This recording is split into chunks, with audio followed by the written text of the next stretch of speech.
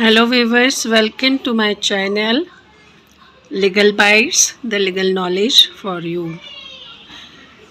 Video शुरू करने के पहले मैं बोलना चाहूँगी, बल्कि रिक्वेस्ट करना चाहूँगी, अगर आप मेरे चैनल पर नए हो तो प्लीज़ मेरे चैनल को सब्सक्राइब कर लीजिए, जो कि बिल्कुल फ्री है। और वीडियो अगर पसंद आता है तो वीडियो को लाइक कीजिए और कमेंट कीजिए।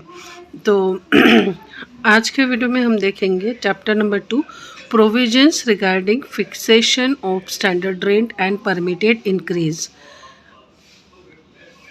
तो ये चैप्टर नंबर 2 है the Maharashtra rent control act 1999 का। तो हम देखेंगे ये महाराष्ट्र का रेंट कंट्रोल एक्ट देख रहे हैं अपन हिंदी में, सिर्फ आपके लिए। तो अगर मैं इतना मेहनत कर रही हूँ तो प्लीज़ मुझे मोटिवेट कीजिए, सपोर्ट कीजिए। तो देखते हैं सेक्शन 8 क्या कहता है। तो सेक्शन 8 कहता है कोर्ट में fix standard rent and permitted increases in certain cases. तो कोर्ट ही ऐसी बॉडी है, अथॉरिटी है, जो कि फिक्स करेगी standard rent and permitted increases, मतलब जो भी रेंट होगा उसमें बढ़ोतरी की जाएगी, लेकिन कोर्ट के थ्रू।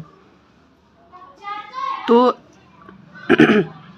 एक स्टैंडर्ड रेंट फिक्स किया जाएगा, और अगर ऐसी केस आती है जिसमें परमिटेड इंक्रीजेस का इशू होता है रेंट में, तो वो भी वो कोर्ट डिसाइड करेगी। तो देखते हैं कोर्ट क्या करेगी ऐसी अगर सिचुएशन सर्टन केसेस आती है। तो सेक्शन 8 का सब क्लॉज 1 कहता है subject to the provisions of section 9 in any of the following cases. तो जो भी केसेस दी गई है इस सेक्शन के अंडर, तो सेक्शन 9 के अधीन रहते हुए, ठीक है। तो सेक्शन 9 के अधीन रहते हुए इस केसेस में कोर्ट फिक्स करेगी standard rent and permitted increases. The court may, upon an application made to it for the purpose or in any suit or proceeding, fix the standard rent at such amount as, having regard to the provisions of this act and circumstances of the case, the court deems just.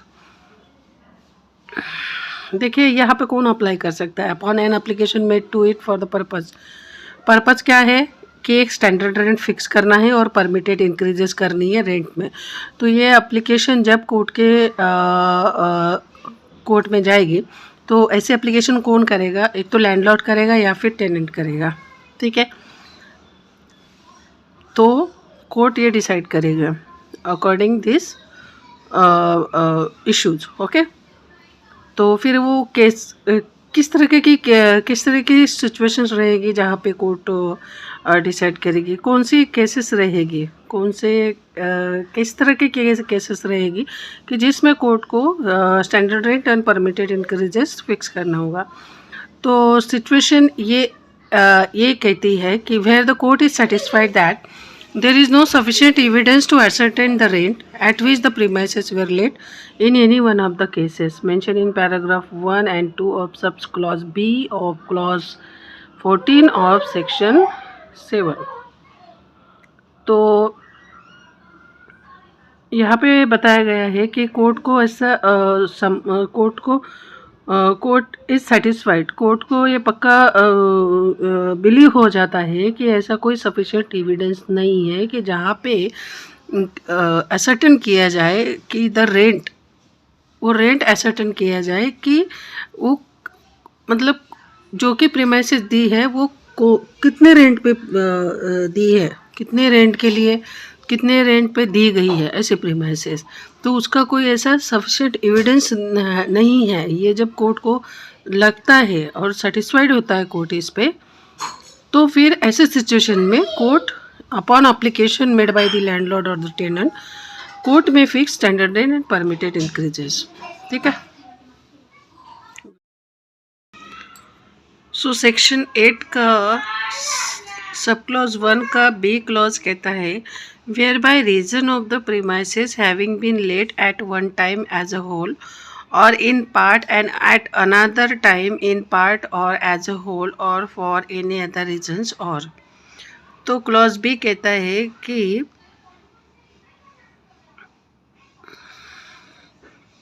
Clause B ये कहता है कि कोई premises है जो कि rent पे दी गई है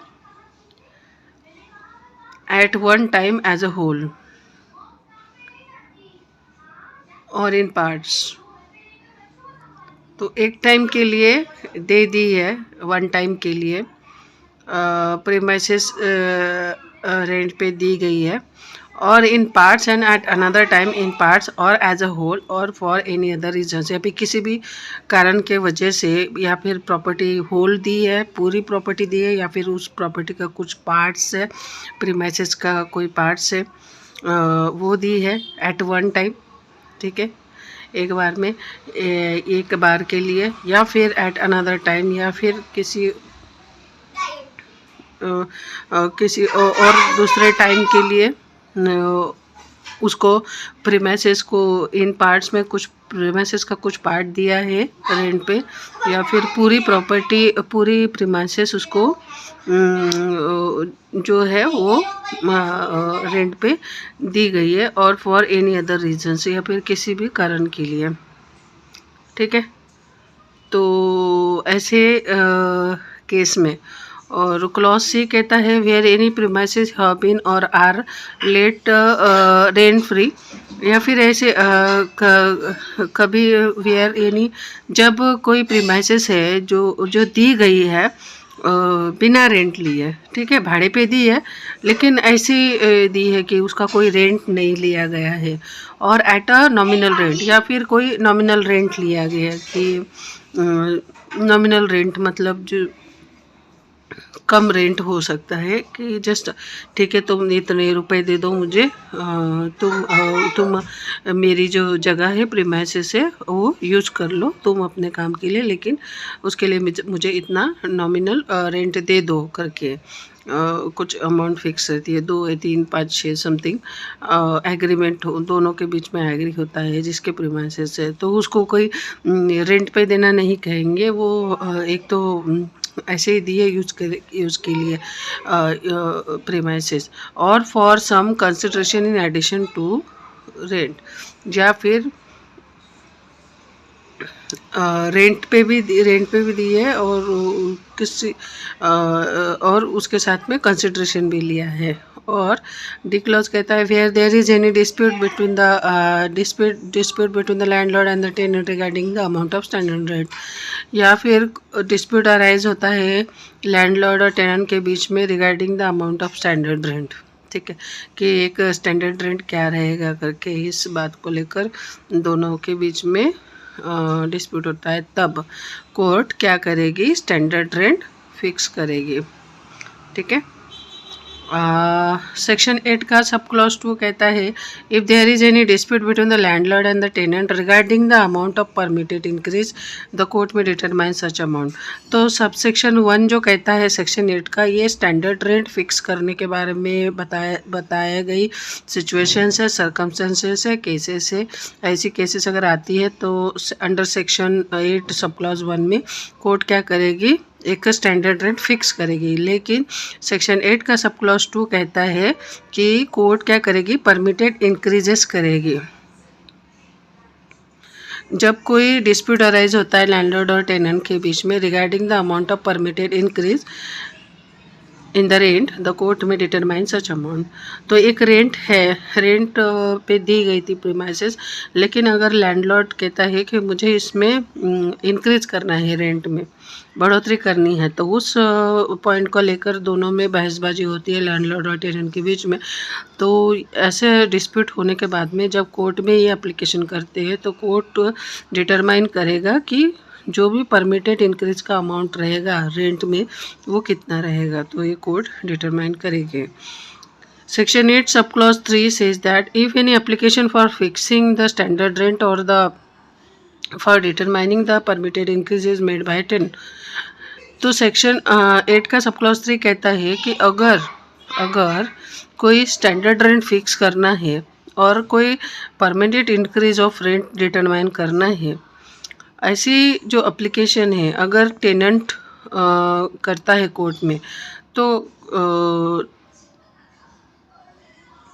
फिर क्या होगा, कोर्ट क्या करेगी।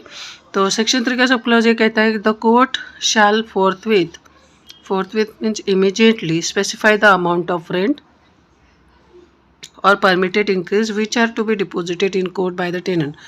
तो कोर्ट को ये शैल है, मैंडेटरी है। कोर्ट पहले ये कहेगी कि आप पहले टेनेंट को डायरेक्शन देगी कि आप पहले जो कि अमाउंट ऑफ रेंट है और परमिटेड इंक्रीज है which are to be deposit in court by the tenant. जब कोर्ट ऐसा परमिटेड इंक्रीज डिक्लेयर कर देगी और अमाउंट ऑफ रेंट के साथ में, और अमाउंट ऑफ रेंट और परमिटेड इंक्रीज करने के बाद में वो टेनेंट को कहेगी कि आप ये पहले कोर्ट में डिपॉजिट कीजिए, and make an order directing the tenant to deposit such amount in court or at the options of the tenant make an order to pay to the landlord। और एक तो करेगी, टेनेंट को बोलेगी कि आप कोर्ट में डिपॉजिट कीजिए ऐसा अमाउंट, ठीक है, अमाउंट सच अमाउंट जो भी परमिटेड इंक्रीज किया जाएगा ऐसा अमाउंट कोर्ट में डिपॉजिट कीजिए। और at the option of the tenant, या फिर टेनेंट को एक ऑप्शन दिया जाएगा कि make an order to pay to the landlord. अगर टेनेंट कहता है कि मैं लैंडलॉर्ड को पे करूँगा तो फिर ऐसा ऑर्डर कोर्ट करेगी कि आप जो है परमिटेड इंक्रीज और amount of rent with amount of rent, तो उसको कहेगी कि आप लैंडलॉर्ड को पे कीजिए। Such amount thereof as the court may specify pending the final decision of the application.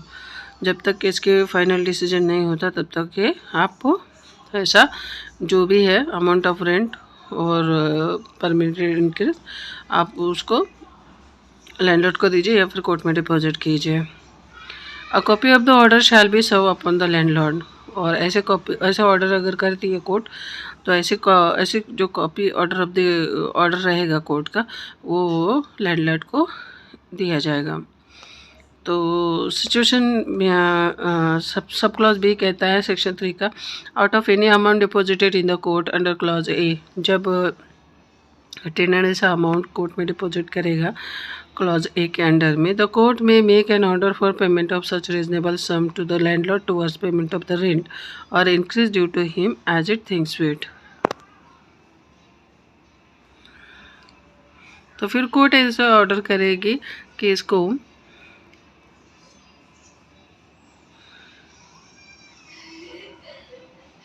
Landlord को पेमेंट करे करके, और इनकेस ड्यू टू हिम उसके टेनेंट की तरफ अगर कोई ड्यू रहता है पेमेंट तो वो भी उसको दिया जाए ऐसा ऑर्डर करेगी।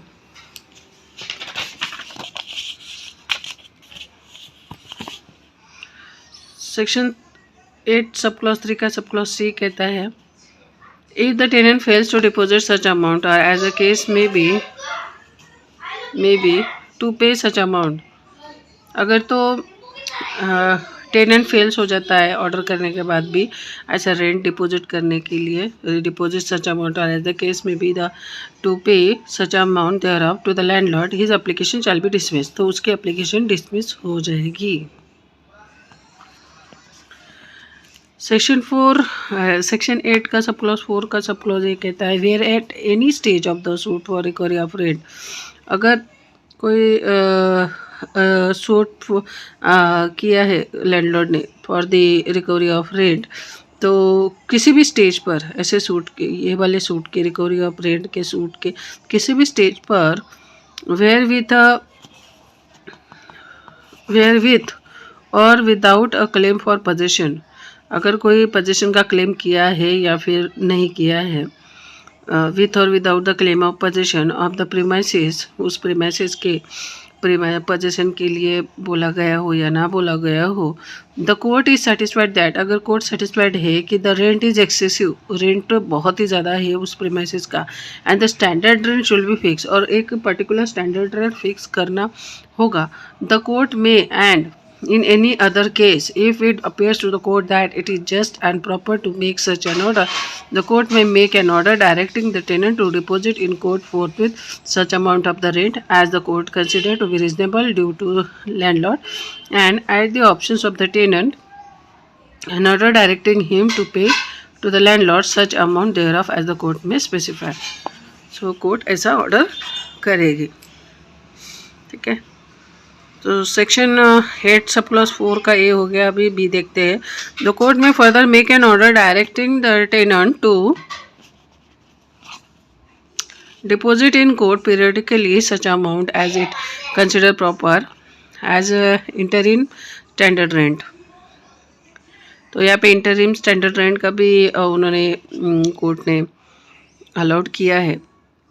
अगर इस तरह की केस आती है तो डायरेक्ट करेगी टेनेंट को कि आप जब तक केस चल रही है ड्यूरिंग दैट पीरियड आप इतना स्टैंडर्ड रेंट ऑर्डर किया है तो उसका इंटरिम स्टैंडर्ड रेंट आप कोर्ट में डिपॉजिट कीजिए, ठीक है, या फिर लैंडलॉर्ड को पे कीजिए। तो टेनेंट को to direct the tenant to deposit in court periodically such amount has it consider proper to interim standard rent or at the option of the tenant or an order to pay to the landlord such amount thereof as the court may specify during the pendency of the suit. तो clause C कहता है the court may also direct that if the tenant fails to comply with any order made as aforesaid within such time as may be allowed by it he shall not be entitled to appear in or defend the suit except with leave of the court which leave may be granted subject to such terms and conditions as the court may specify. तो simple सा clause C reading से आपको समझ में आ जाएगा। Section 8 का sub clause 5 कहता है no appeal shall lie from any order of the court under subsection 3 and 4। तो कहता है जब भी कोर्ट कोई ऑर्डर करेगी तो इसके अगेंस्ट में कोई अपील नहीं होगी, जो भी ऑर्डर रहेगा सबसेक्शन 3 एंड 4 के अंडर में तो इसका कोई अपील नहीं होगा। सेक्शन 8 का सब क्लॉज 6 कहता है an application under this section may be made jointly by all और एनी ऑफ द टेनेंट्स।